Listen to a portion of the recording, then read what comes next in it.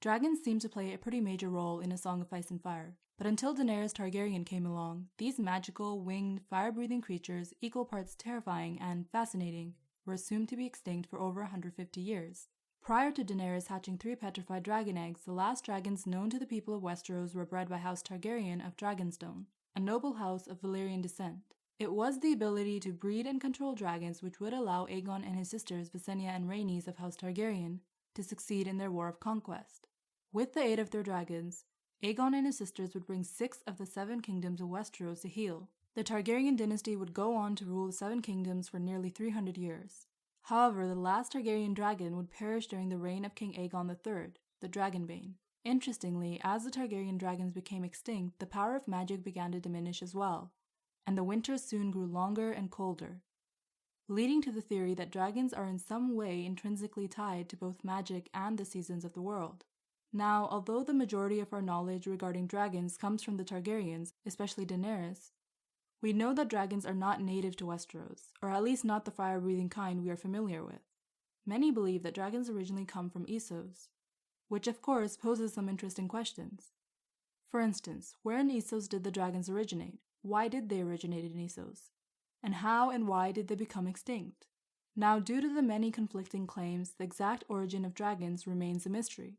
The Valyrians claim that dragons originated from the 14 Flames, the ring of volcanoes on the Valyrian Peninsula where the dragons were first discovered lairing. However, we have to remember that although the Valyrian freehold was founded nearly 5,000 years ago, there were and continue to be many civilizations which predate it. In fact, Daenerys herself recalls hearing that the first dragons had come from the east, from the Shadowlands beyond Asshai and the islands of the Jade Sea.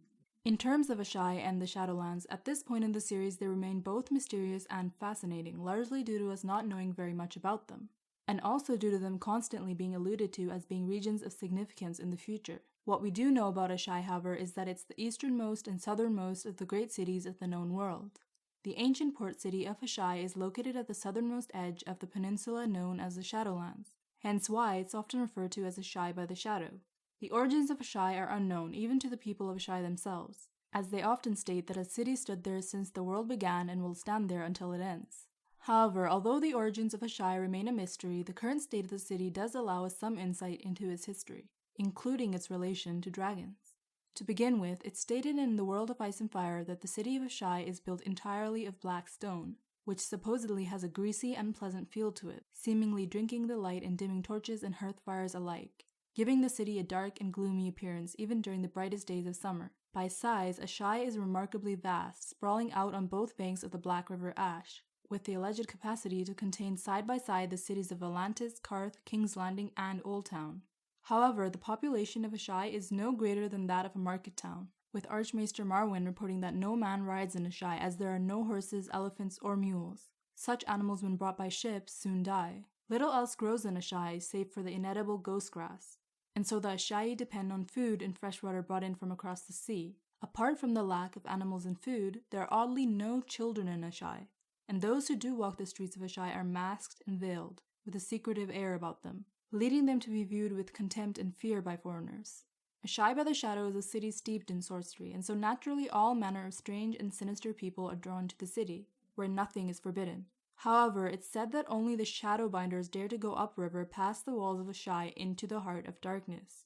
The River Ash runs through the mountains of the Morn, between towering narrow cliffs, causing the river to be in constant shadow.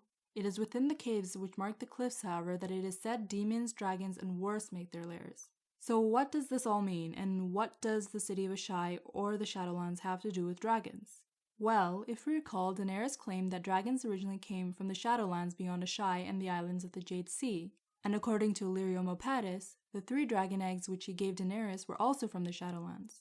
And to add to this, we also have Bran's dream from A Game of Thrones, in which he sees dragons stirring beneath the sunrise in the Shadowlands. So it's very likely that dragons are indeed native to the Shadowlands, and the reason for this is likely to be related to the heart of the shadow, something which is clearly reflected in the state of the city of Asshai, including its dismal population, ecology, and polluted water supply. It seems that the sorcerous and malign force, which seems to exist in the heart of the shadow and pollutes the surrounding region, provides an optimal environment for both magic and dragons, but little else. Simultaneously, a single defining geological factor which seems to exist in every region in which dragons have been reported to lair is the presence of a volcanic formation of some sort. For instance, apart from the Shadowlands, the only other region in which dragons were discovered layering was within the Valyrian freehold, aptly named the 14 Flames, where volcanic activity was heavily implied. It seems that this volcanic environment provides an optimal environment for dragons to breed and hatch. Regardless of their origins, however, at the height of their existence, dragons populated most of the known world, a fact supported by the ancient dragon bones found as far north on Essos as Ib and even in the jungles of Southuros. However, as we know from both the Song of Ice and Fire series and the World of Ice and Fire, dragons soon became extinct.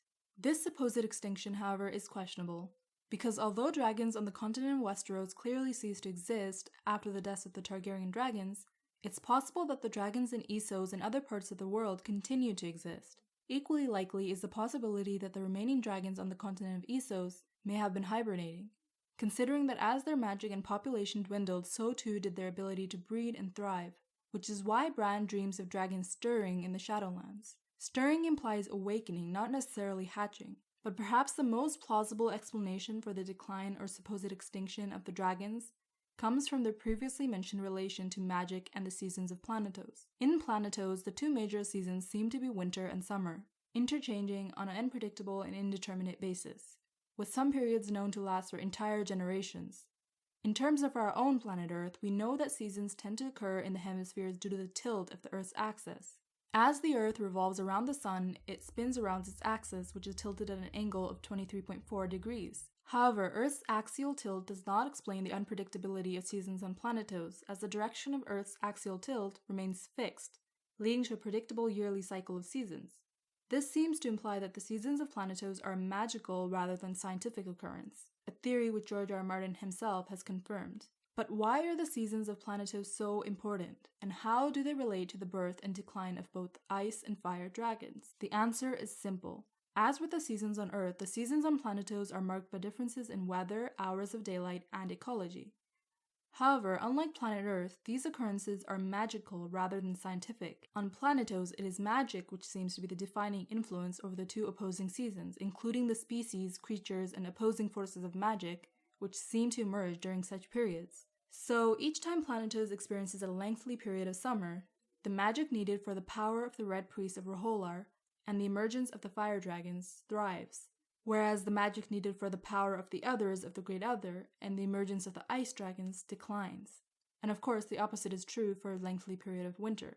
In fact, previous lengthy periods of both summer and winter possibly led to major catastrophic events such as the doom of Valyria, the Long Night, as well as the decline or extinction of ancient civilizations such as Yi Ti and Asshai. This relationship between magic and the seasons does seem to explain the emergence and decline of dragons. And more importantly, it also supports the overarching dualist theme of A Song of Ice and Fire, theologically, elementally, and magically. But why are dragons so central to all this? The answer is simple.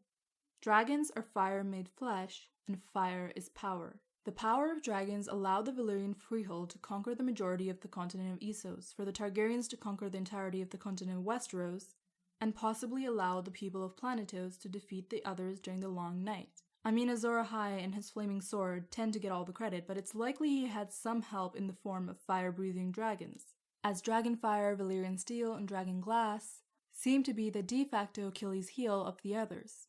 However, we once again have to remember the dualist nature of A Song of Ice and Fire, and so theorizing about the importance of fire dragons in A Song of Ice and Fire would be pointless without mentioning the equally important role of ice dragons. Now, unfortunately, we know even less about ice dragons than we know about fire dragons, as they are mentioned very briefly in the series, and the majority of people in Westeros seem to view ice dragons as mythical creatures.